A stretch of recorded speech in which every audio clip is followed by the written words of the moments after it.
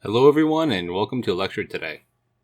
Today what I'd like to do is continue from the last lecture, which is go over some more examples of domain and range of multivariable functions.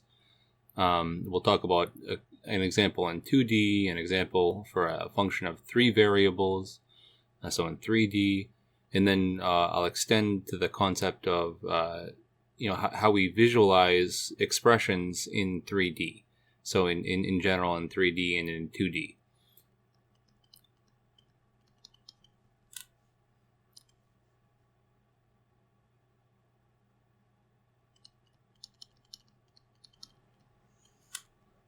Cool. So let's get into it by going into our first example.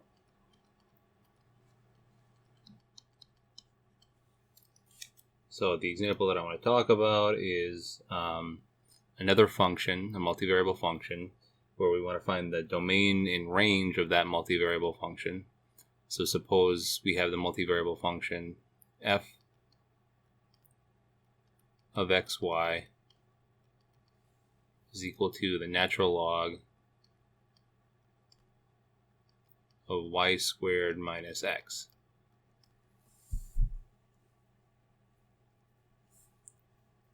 So you could ask, what is the domain of this function, ln of y squared minus x?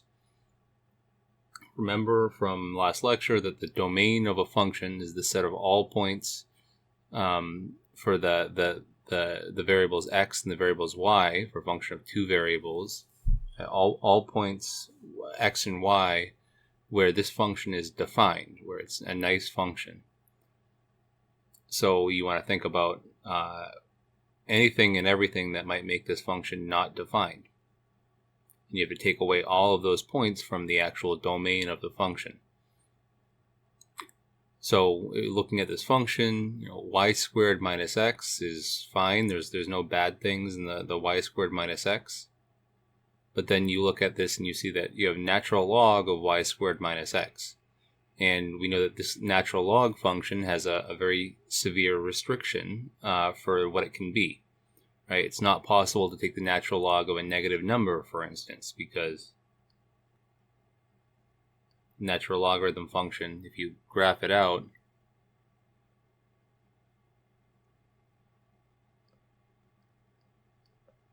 ln of u, say, where this axis is the u-axis.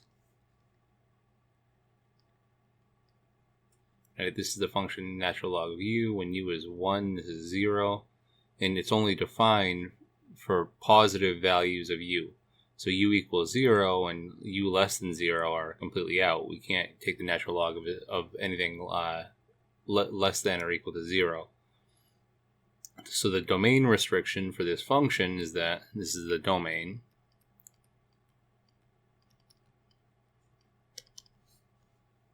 This entire thing has to be greater than 0. So y squared minus x has to be greater than 0. And all of the points where y squared minus x is greater than 0, this is going to be all of the points that allow us to take this function. The function is going to be defined. So this means that y squared is greater than x. If we add x to both sides of this inequality, and we can actually, just like the previous example, we can go through and make a drawing of what this means. So that the boundary of this inequality is when x is equal to y squared.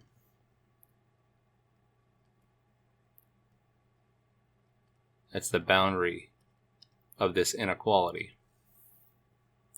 And the idea is that this is a strict inequality. So unlike the previous example where we had a less than or equals to, so we had that the boundary was reached, with this inequality right here, y squared being strictly less or strictly greater than x squared, y squared cannot equal to x squared. So in order to denote this on our picture, we have to draw out. Okay, so this is the x-axis here. and this is the y-axis. So when we draw out this curve, x equals y squared, we have to do it with a dotted line.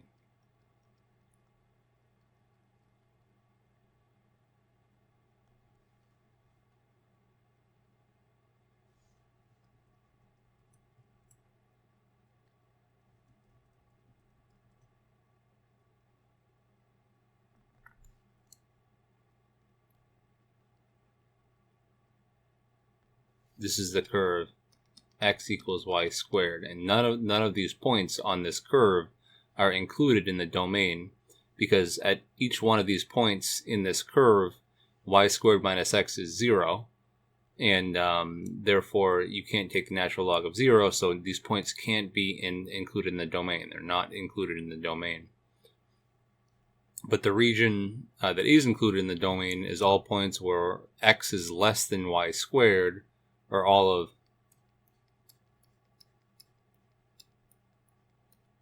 these points right here.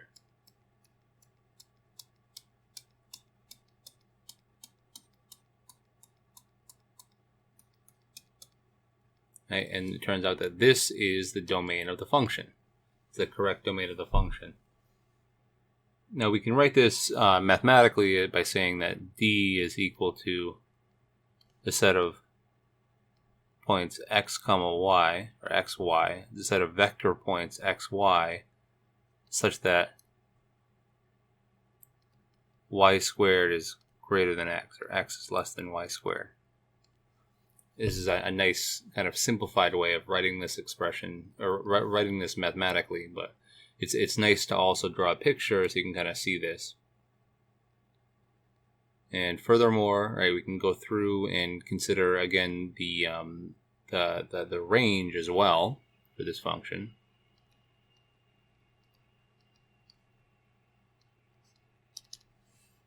And getting the range, we're going to take this, we're looking here at ln of u.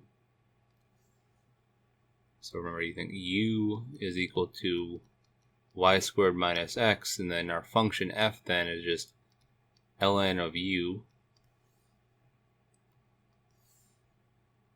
So u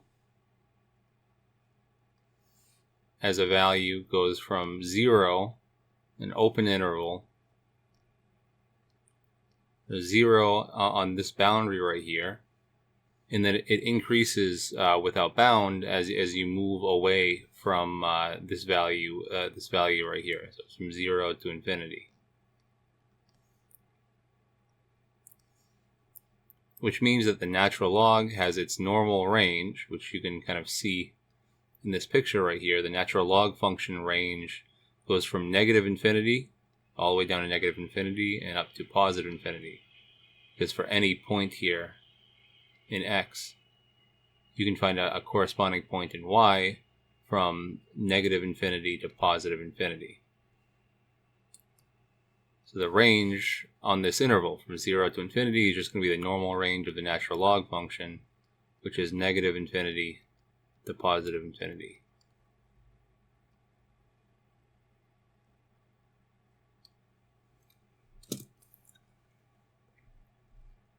And if we open up a visualization,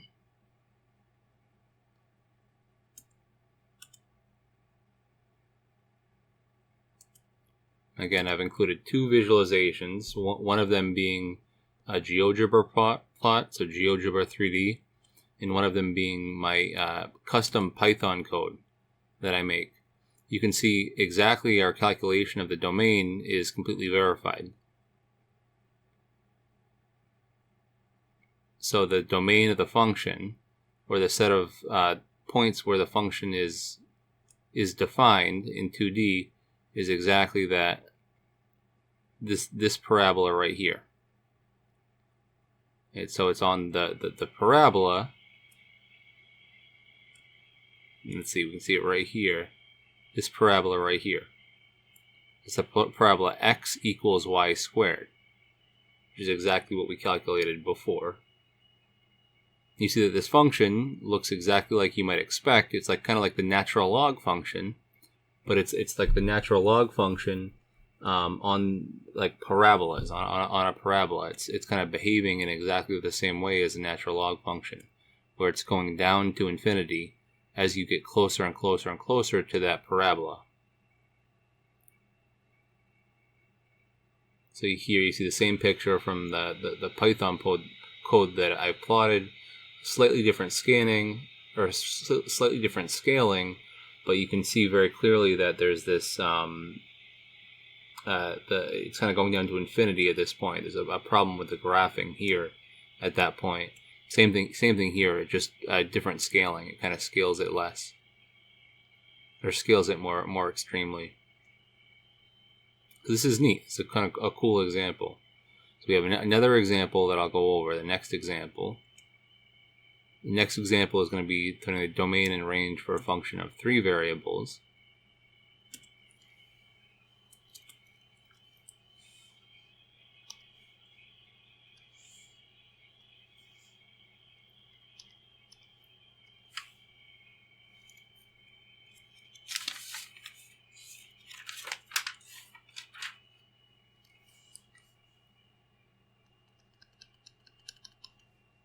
So let's say we have a function, we'll say w is equal to f of x, y, z, which is equal to the square root of 9 minus x squared minus y squared minus z squared.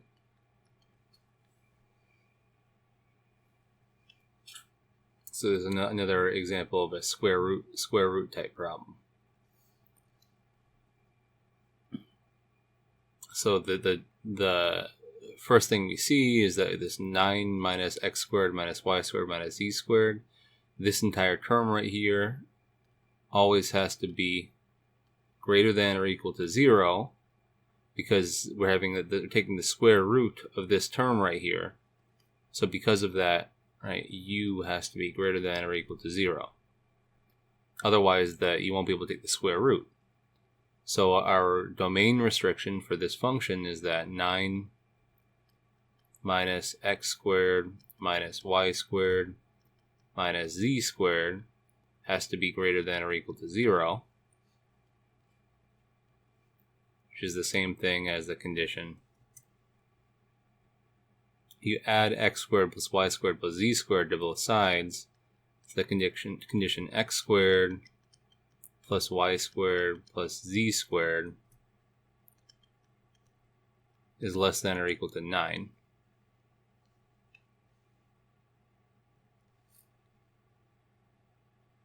And you might be wondering what this represents, like what points in 3D this represents.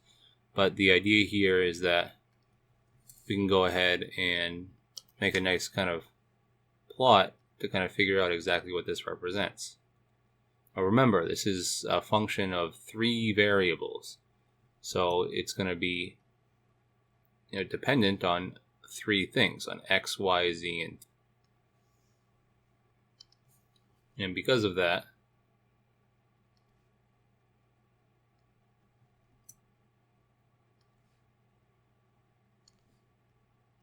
we're going to have 3 separate axes we have to plot. So this is the x-axis, this is the y-axis going perpendicular to the x-axis, and then this is the z-axis going perpendicular to both the x and y-axes. Right?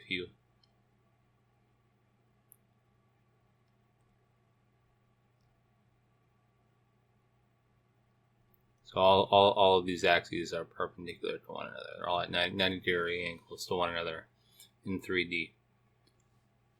So if you remember from Calc 3 class, hopefully you do. If you don't, that's okay. We have that there's just like x squared plus y squared is equal to r squared.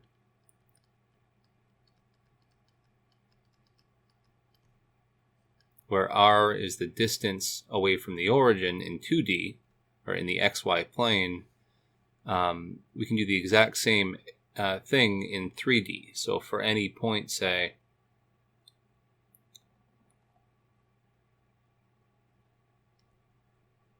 the distance out to that point can be called rho. And if the point is at x, y, z, then the distance out to that point, or rho squared, is equal to x squared plus y squared plus z squared. This is our general formula for relating the radius of a sphere to the actual coordinates of the sphere, the points x, y, and z. So what this inequality right here is saying is that rho squared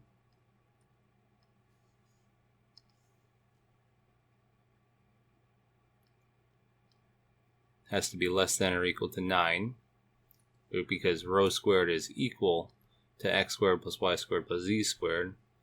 So that gives you a restriction that rho has to be less than or equal to 3. Which means that the domain of this function, the natural domain of this function,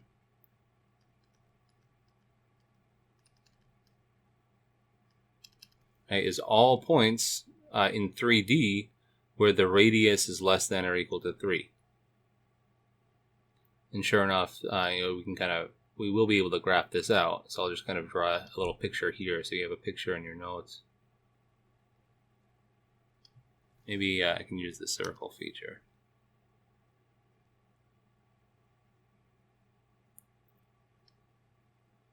There we go.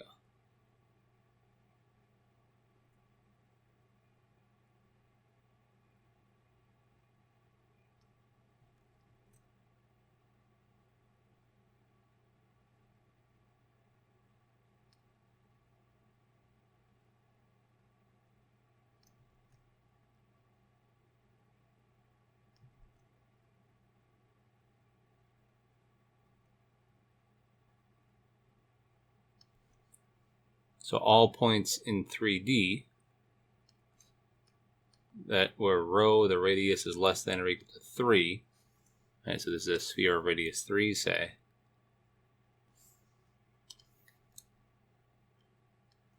All of the points inside the sphere of radius 3 are included in the domain of this function. That is exactly what the domain of this function is. Because it's all points that satisfy this thing, the thing under the square root is greater than or equal to 0.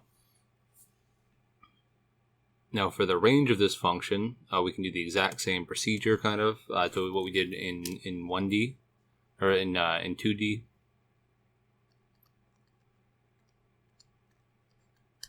You just again consider the function itself along with what it is in terms of the composition. So remember, we'll say u is this 9 minus x squared minus y squared minus z squared. And the function we're looking at is the square root of u.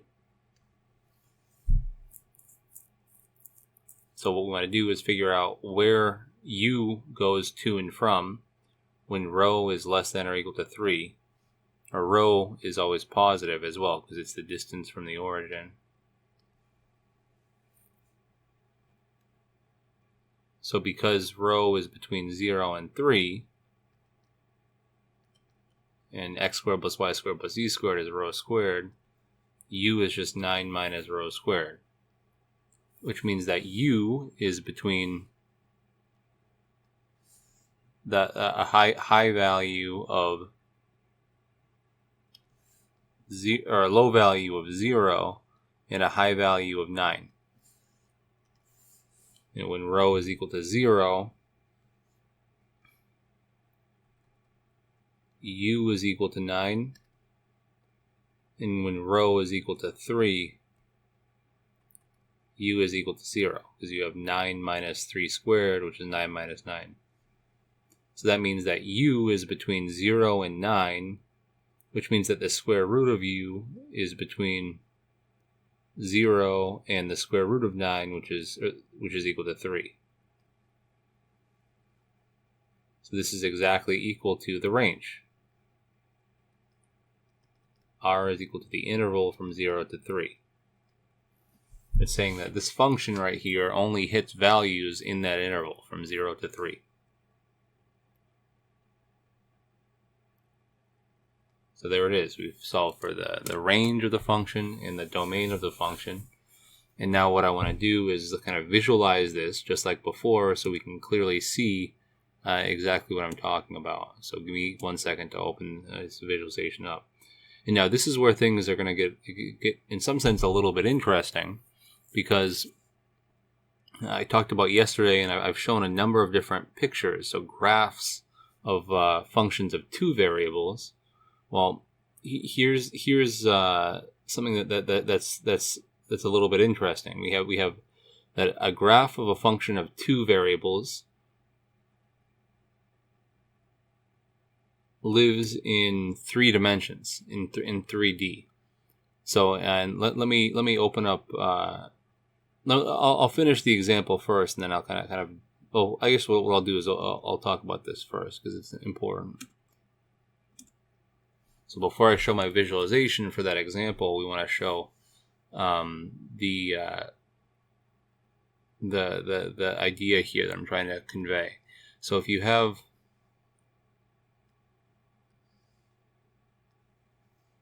from Calc 1, say, function of one variable,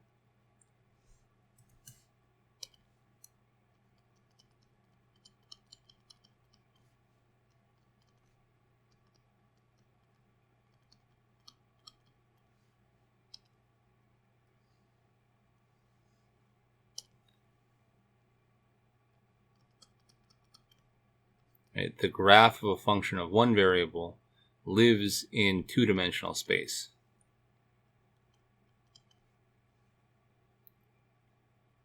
You need a second dimension to plot the graph of the function. If you have a function of 2 variables, right,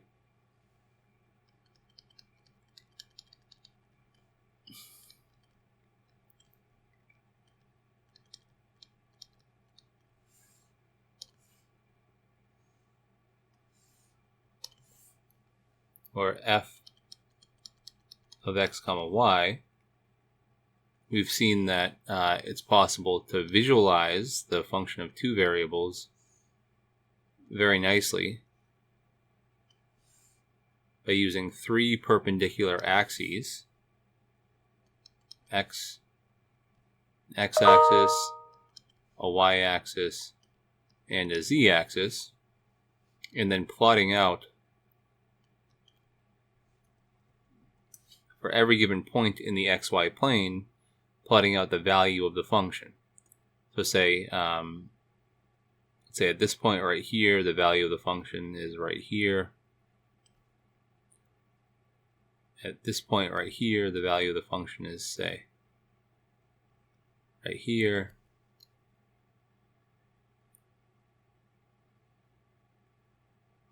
This point here, say the value of the function is this, and then at this point here, the value of the function is right here. Let's say it kind of looks like a sine on the surface.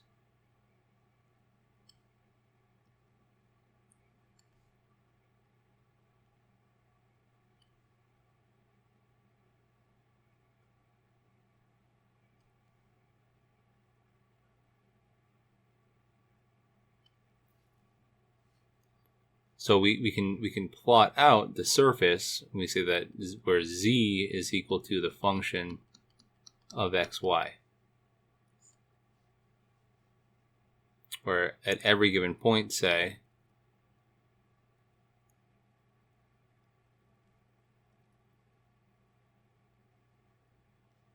every given point x and y, the function value is plotted, and the height of the z-axis, the function is plotted at that xy coordinate, at that value. So at every given xy coordinate, the value of z at that point is exactly given by the value of the function that we have. Let me just fix this up a little bit. So this is what we've seen already a couple examples of the graph of a function of 2 variables looks like. Well, what does that mean about a function of 3 variables?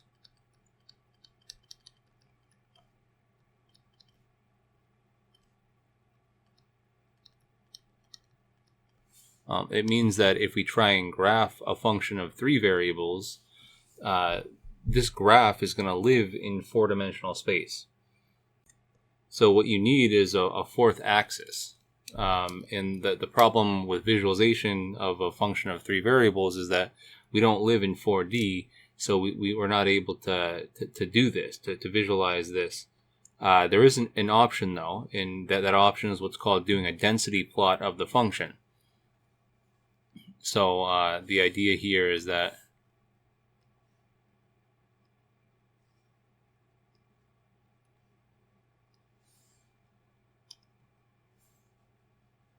you plot out a whole bunch of different points and say, let's say the function has a very low value right here at this point. Maybe it's the value of the function is like at a lower value, and then it kind of gradually, rises up. So the value of the function gets higher and higher and higher, maybe, as you move away from the point.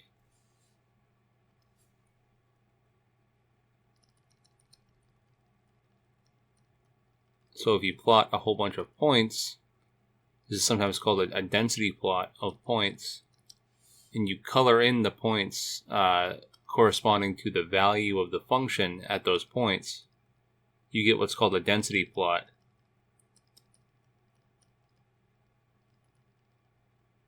And you can use this tool, right, a density plot, to go through and kind of visualize how a function of 3 variables is behaving.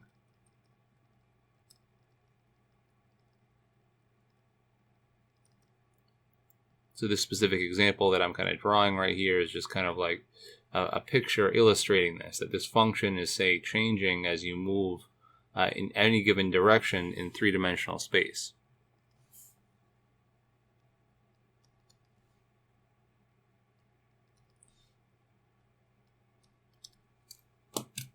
So let's see what this looks like for our example.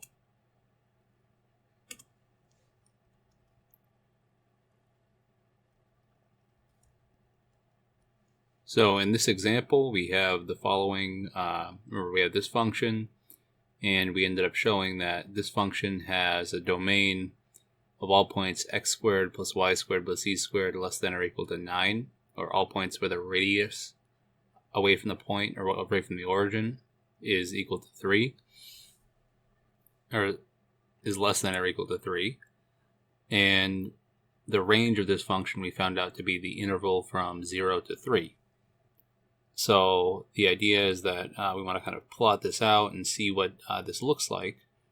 We can do this in the following manner. If we look at what the function value is at a given point, say, so this is our function right here, f of x, y, z. And if we say look at when w is equal to a fixed value of c,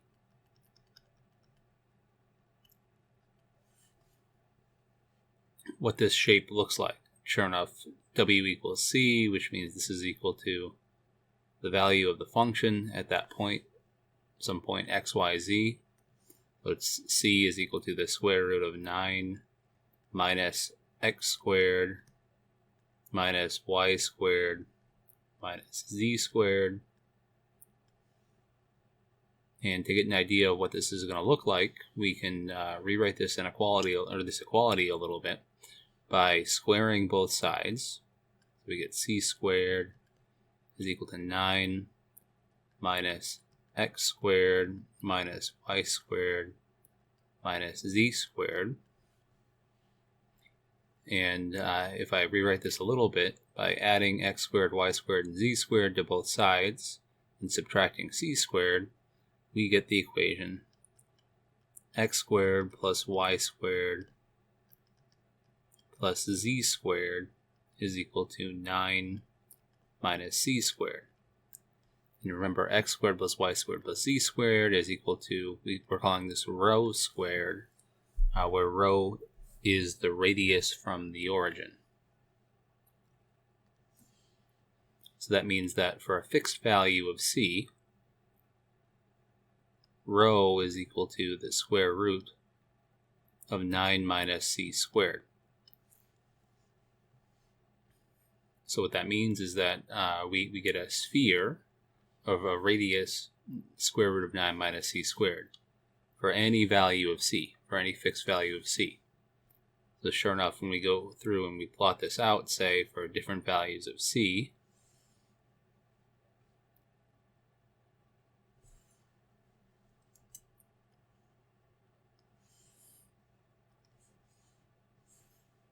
for argument's sake, take c equal to a couple different values. Take c equal to first just the maximum value, and c is equal to 3, the largest value in the range. Rho is going to be equal to the square root of 9 minus 3 squared, or 9 minus 9, square root of that, which is just 0. C is equal to the largest value in its range. It's sorry, not the largest, but the smallest value in its range. We get that rho is equal to the square root of 9 minus 0 squared, which is just equal to the square root of 9, or 3. So this corresponds to c equals 3. And then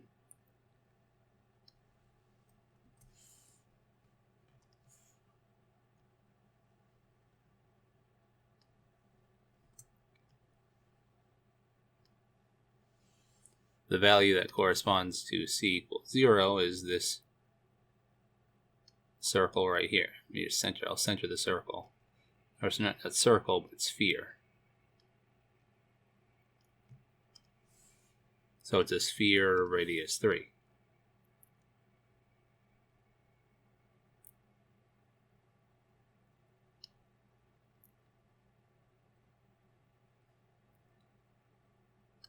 So this is a sphere radius 3. And sure enough, all of these points on the sphere correspond to a c value of 0. So then the idea is that as c gets larger and larger and larger, you're getting closer and closer. The points are getting closer and closer and closer to the inside, or that innermost point, which is the maximum value of our function. And at this point, you might be saying, well, this is all well and good, Dr. Bell. This is great. But how the heck do we know that this is working? How do we know that this is actually giving us something that is worthwhile and meaningful? And to that, what I want to answer is with my some Python code that I wrote up to actually visualize functions of 3 variables.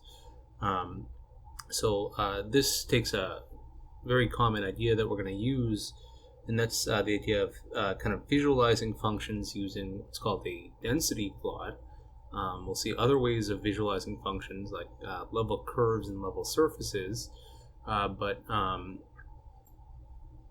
we'll see the definition of level curves and level surfaces in the next lecture when we talk about traces. But really, we've already done on a bunch of our examples of level curves and level surfaces already, which is very cool. But these things are intimately related with density plots.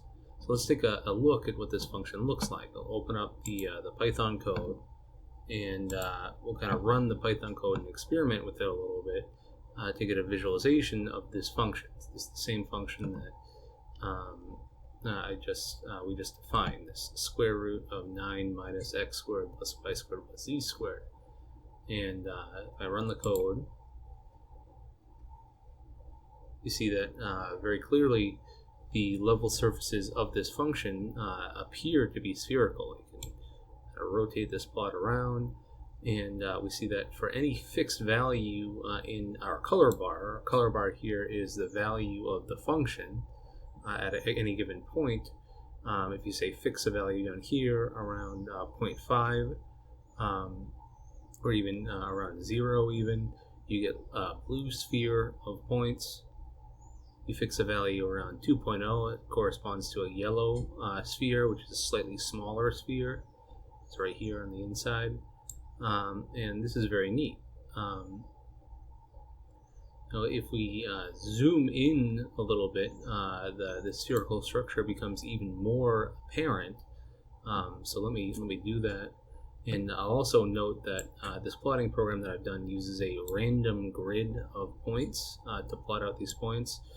We can very easily change that in the code to make it an even grid if we want to. So I'm just going to change it to an even grid, and I'll zoom into L equals, instead of previous plot was from -3 to 3, this is going to be from -1.5 to 1.5.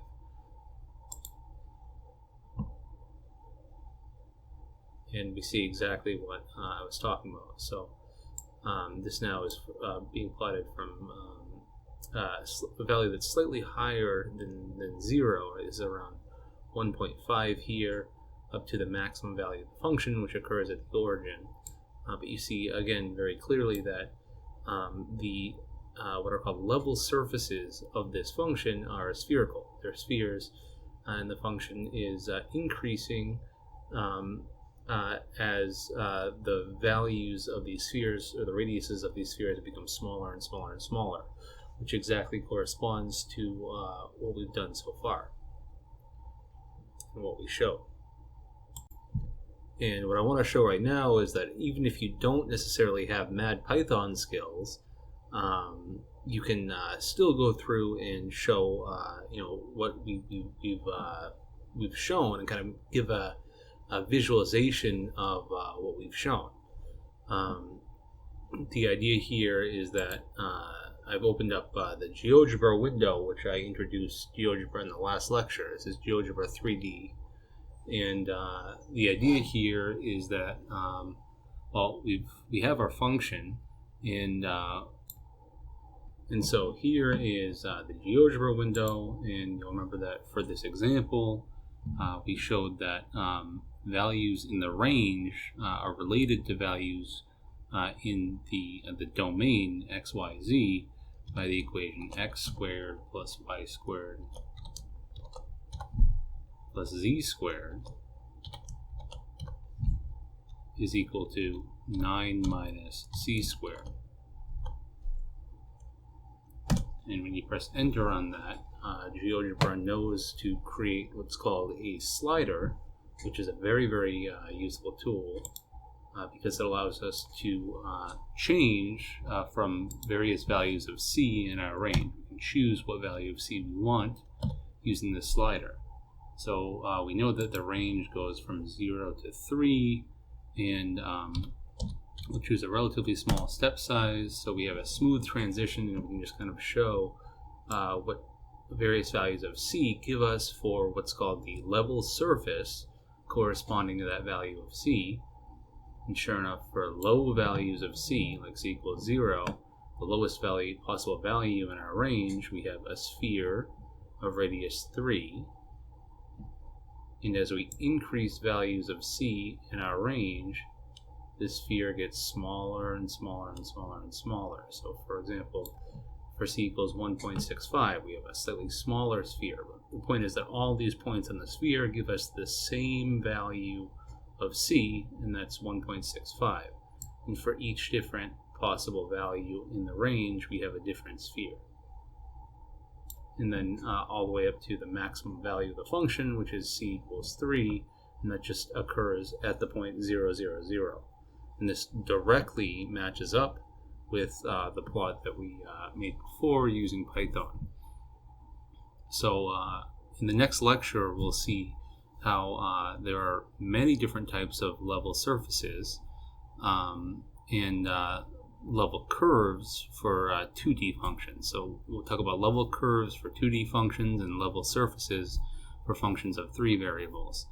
But the idea here is that this is as good as it gets for visualizing the graph of a function of 3 variables, because the graph of a function of 3 variables lives in 4-dimensional space. So unfortunately, it's not super easy to visualize. but I think what I presented gives a nice description and kind of idea of where we're going. Please let me know if you have any questions. I hope you have a fantastic day, and I hope that you learned something.